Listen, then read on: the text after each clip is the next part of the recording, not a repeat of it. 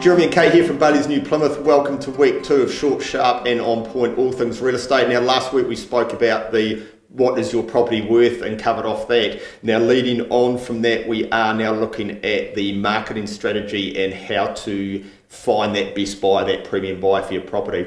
Now, I mentioned the scenario of the fishing line and the fishing net. And how that works in terms of marketing and giving you the best opportunity to find that best buyer. So we look at it from the perspective of, yes, you could drop one line into the ocean for a short period of time, and fingers crossed you will find that best buyer. And look, it could absolutely happen, but you talk about the opportunity to find them being a lot stronger by putting that whole net out there, leaving it out there for a longer period of time.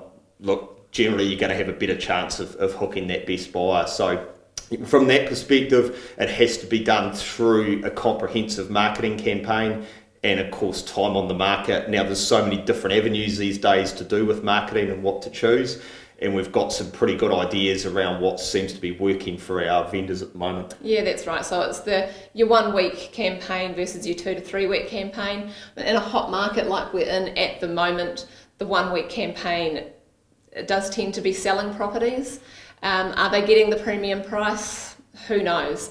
It's a little bit of a gamble. So for us, how we like to work, we like to do a 2 to 3 week, sometimes a 4 week campaign, depending on the vendor, using a combination of marketing methods, your digital and your print combo, using a geo-targeting for your like your Facebook and your social media and things like that, and then of course your Trade Me and your realestate.co as well, and then also getting into those print magazines and capturing those passive buyers, those buyers that don't really even know that they're looking, and sometimes they stumble across a property and go, oh, actually, that could be for us.